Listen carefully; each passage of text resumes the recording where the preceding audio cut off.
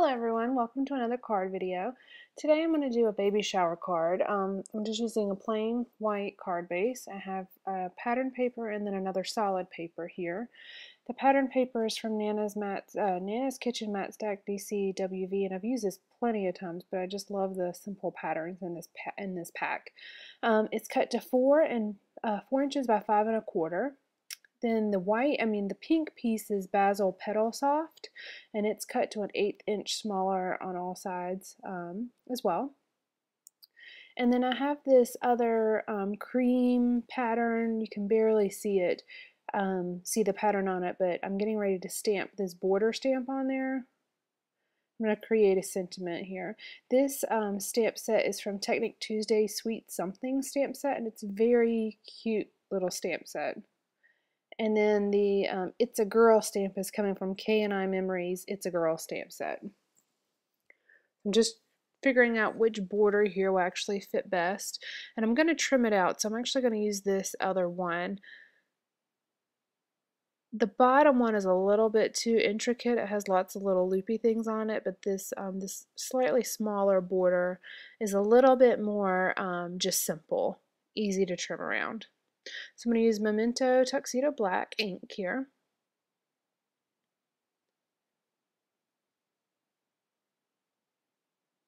This is the first time I'm using this stamp set, so I wasn't sure if it was really going to ink very well, but I thought it did fine.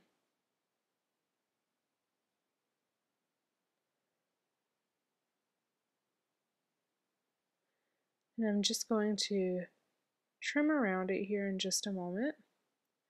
Cleaning my stamp first. I use baby wipes, like a lot of people use baby wipes. It's just the easiest way to clean the stamps, and I like to put them on. I try to put everything back right as I use it, otherwise I get too much clutter going on my desk. Now I'm going to stamp the It's a Girl right in the center of this, again using the Memento Tuxedo Black. And this Sweet Something stamp set has lots of little sayings that you can also put in these borders. It's pretty versatile, actually. And now I'm just going to trim this out.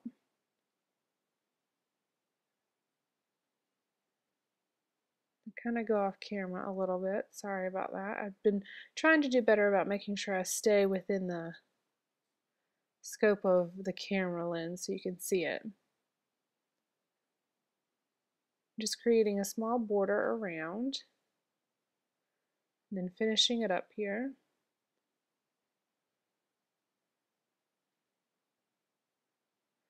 It definitely doesn't have to be perfect, but it's pretty easy just to follow this border around as you're cutting. All right, so there you go.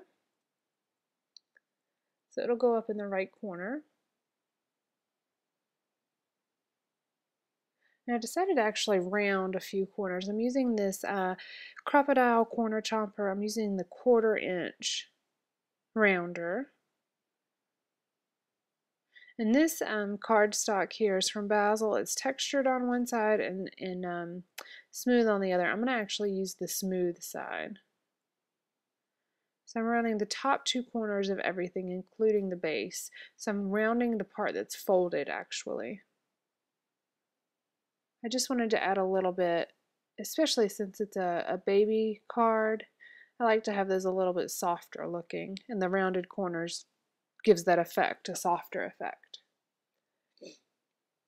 Alright, and I love to use these little stickers. I have tons of stickers, but they give pretty good color that you just can't get from stamping sometimes. So there's all these little animals on little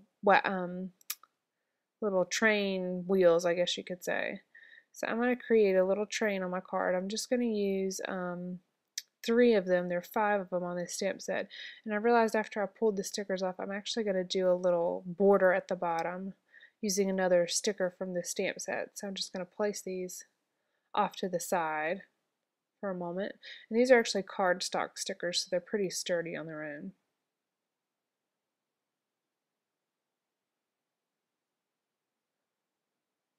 I'm not going to use the bunny or the giraffe, but you can also still see them on the sticker sheet. So you could do a whole nother card if you wanted. I'm going to use this bright pink border. I'm just going to cut a little piece of it off. I believe it's a 12-inch long border. but obviously my card is not 12 inches, so I'm just going to use a piece of it. I'm going to use my grid mat to line it up so I can make sure I get my sticker border straight.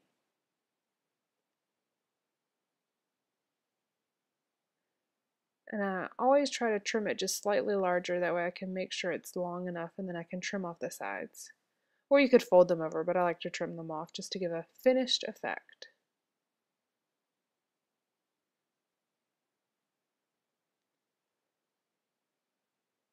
These are my favorite scissors. I think they're Cutter Bug, if I remember correctly. I've had them for years, but they are the sharpest scissors. All right, I'm very lightly placing these stickers on here because I want to see where they go, how the placement is. And it looks like 3 fit just perfectly. So I'm kind of going in a larger to smaller range. And the stickers are very sticky, so I was trying to take a little bit of the tackiness off, and then I realized I'm just going to use this dimensional tape I have. Again, that's from the hardware store, but you know, it's very strong. Just going to place it on the back, and I do this to each sticker here, trying to cover up the most of the back of it without it showing, but that way it doesn't get stuck down, or the sticker itself doesn't get stuck down to the card, but just the adhesive does, just the dimensional adhesive. Sorry, that doesn't make much sense, but I want the stickers to stand up a little bit off the card. You could just as easily use any kind of chipboard cutouts if you have them, since I'm not using them as traditional stickers. I'm using them as almost embellishments on the card. You can see here I'm just going to cut a smaller one to go along the little bottom of the little train cart.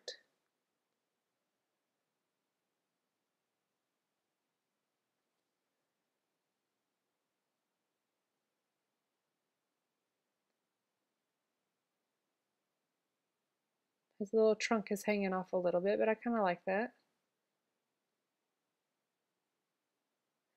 It also kind of highlights the fact that he's standing up a little bit off the card. And you can kind of see how a little bit they're a little bit above the card. I'm just going to use the Zig Writer. I was going to do dash lines to kind of connect them like a little chain, but I'll go back later and I'll make this a solid line since I'm going to use dash lines around the border of the card.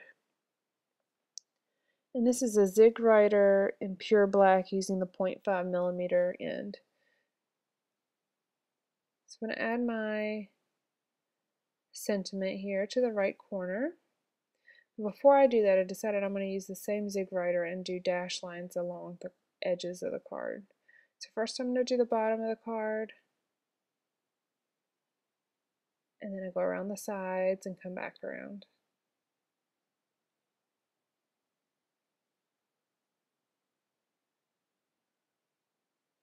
And just to finish here, make my way around the elephant's trunk. And then I'm going to do solid lines here like I mentioned earlier between the carts. But you could just leave them plain and not put that there, but for some reason it kind of looked like they were floating around instead of really like connected.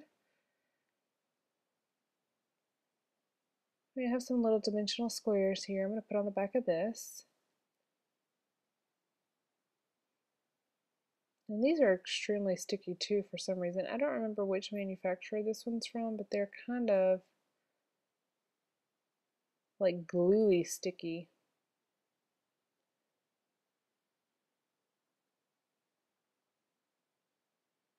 So you have to be careful with this one because once you put it down, that one's pretty much down.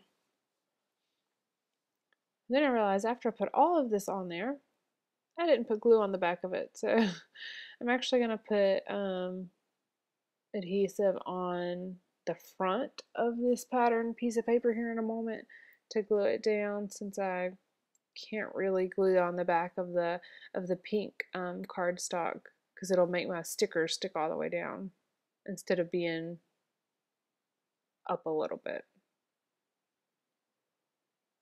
And I don't know why I was having such a hard time doing a straight line with this. It's a new one, so maybe that's it. I'm not used to it yet.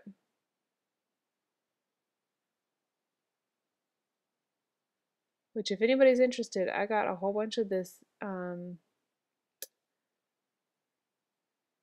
tape runner from TJ Maxx. It was a set of 4 for like $3. And I'm not really picky on which tape or glue I use, as long as it works. I really don't care. So I'm putting it on the front here, as you can tell, and then I'll put this on.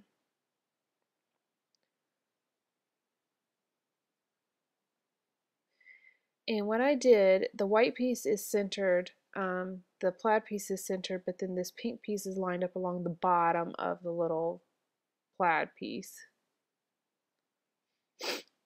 All right, and that's the end of the card. Thank you for watching.